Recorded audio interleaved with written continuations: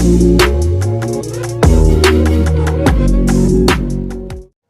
मैं हूँ राकेश सजक और आज हम इस वीडियो में हाइट एंड डिस्टेंस के सवाल को ट्रिक की मदद से सॉल्व करना सीखेंगे।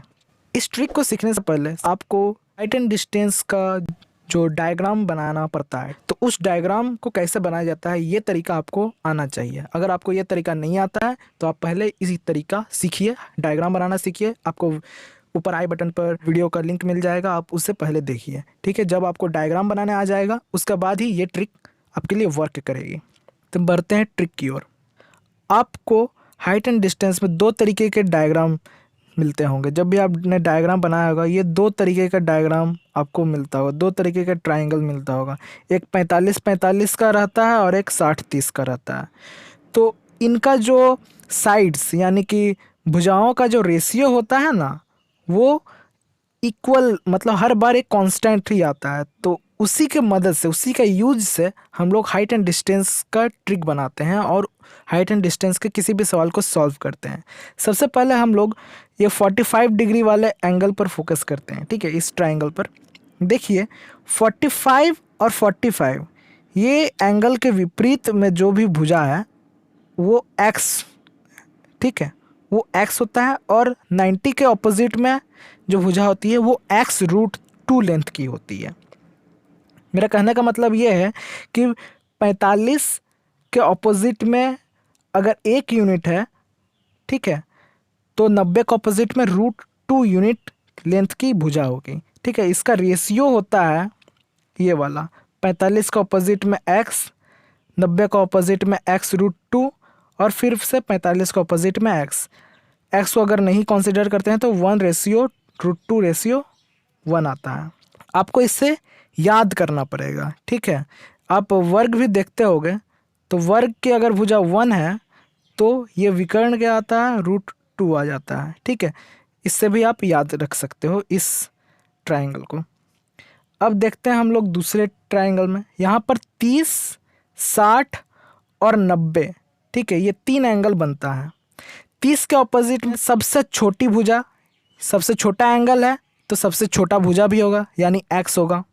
60 का ऑपोजिट में x√3 होता है और 90 का ऑपोजिट में सबसे बड़ा 2x होता है, ठीक है। तो इनका रेशियो क्या हो जाएगा, 30, 90 और 60 का रेशियो हो जाता है x/2x/x√3 होता है, ठीक है। यानी कि 1:2/√3 होता है। आपको इसे याद करके रखना है। 30 के ऑपोजिट में हमेशा ही छोटी भुजा यानी कि 1 या फिर x होगा।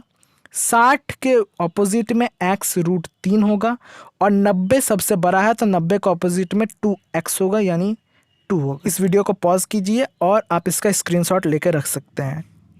देखिए पहला टाइप का सवाल आपको दिया रहेगा कि कोई दीवार है जिसकी ऊंचाई 7 मीटर है मान लेते हैं, उससे एक सीढ़ी लगी हुई है। आपको सीढ़ी की लेंथ निकालनी पड़ेगी, ठीक है। सीढ़ी की लेंथ क्या होगी, हम जानते हैं 45 डिग्री का एंगल बना रहा है सीढ़ी, तो ये क्या होगा, ये भी 45 डिग्री होगा और दीवार तो 90 डिग्री पर खड़ा है ही।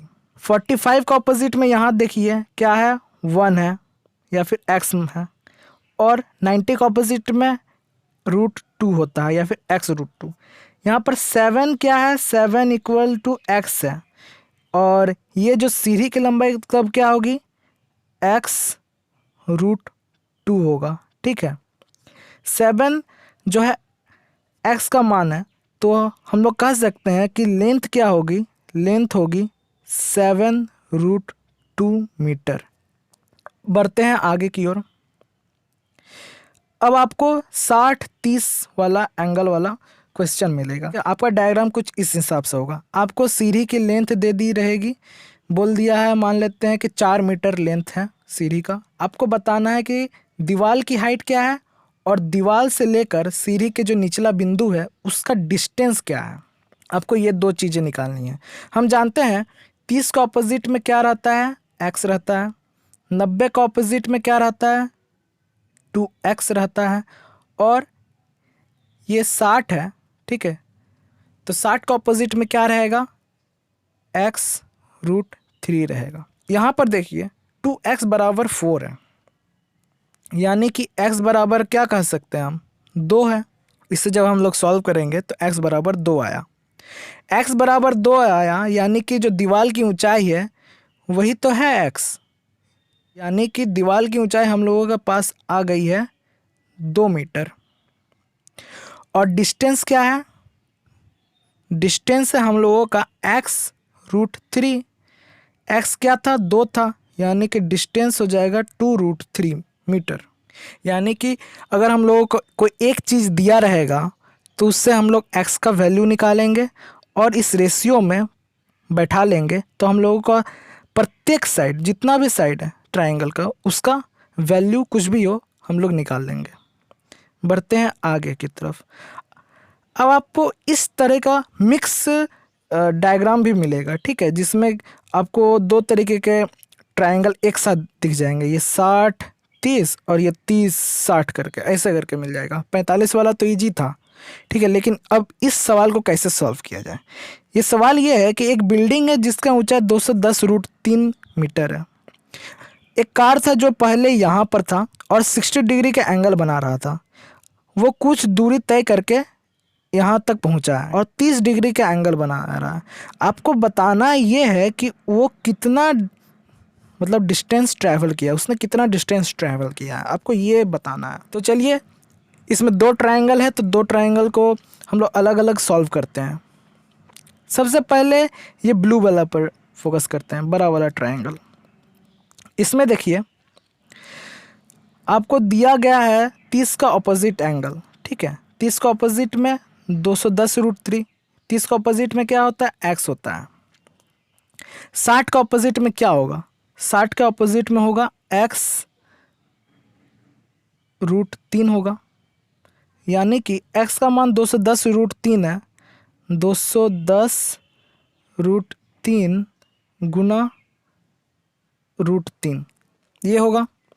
अगर इसको सॉल्व करेंगे तो हम लोगों के पास क्या आया, 630 आ जाएगा, 630 मीटर। हमको ये लेंथ पता चल गया कि ये 630 मीटर का है। अब बढ़ते हैं ग्रीन वाले ट्रायंगल पर। इसमें भी दिया हुआ है, ये एंगल 30 डिग्री का है, ठीक है, ये 60 है तो ये 30 होगा। तो ये क्या है, 60 का ऑपोजिट में क्या रहता है, x√3 रहता है और 30 का ऑपोजिट में क्या रहता है, x रहता है।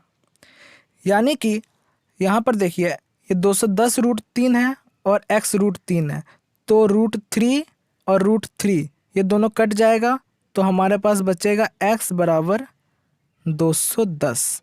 यानी कि यहाँ से लेकर यहाँ तक का डिस्टेंस क्या है, 210 मीटर का डिस्टेंस है। अब वापस से इस बड़े वाले ट्रायंगल पर आते हैं। हम लोगों को 2 लेंथ पता चल गई है, यहाँ से लेकर यहाँ तक का डिस्टेंस कितना हुआ, 630 मीटर का डिस्टेंस हुआ है।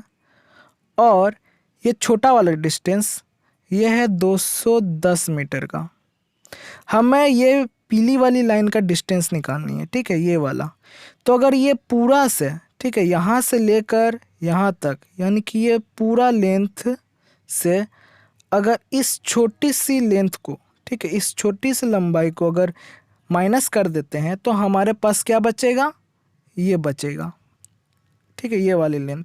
यानी कि हम, मेरा कहने का मतलब है इसमें से अगर हम इतना दूर तक अगर माइनस कर लें तो हमारे पास बचेगा ये वाला लेंथ। यानी कि 630 बड़ा वाला जो लेंथ है उसका लंबाई 630 था और ये छोटे वाली जो है इसका 210 था। तो अगर इसे हम माइनस कर दें तो हमारे पास क्या आया, 420। ये 420 क्या आया, 420 मीटर का डिस्टेंस उस कार ने ट्रैवल किया है यहाँ से लेकर यहाँ तक, जिससे पहले उसका एंगल 60 डिग्री था और बाद में 30 डिग्री का हो गया। ओके, तो इस तरीके से हम लोग कोई भी सवाल को बड़ी ही आसानी से सॉल्व कर सकते हैं इस ट्रिक की वजह से। आपको ज़्यादा लिखने की ज़रूरत नहीं पड़ेगी, आपको बस चित्र बनाना है। चित्र बना के किस साइड में कौन सा रेशियो, कौन सा लेंथ का वैल्यू होता है वो आपको याद रखना पड़ेगा। उस हिसाब से आप x का मान निकालिए। जब x का मान निकल जाएगा तब आप बाकी के साइड्स भी आसानी से निकाल सकते हैं और आपको ज़्यादा दिक्कत नहीं होगी इस सवाल को सॉल्व करने में। तो इसी के साथ इस वीडियो को यहीं पर समाप्त करते हैं हम लोग।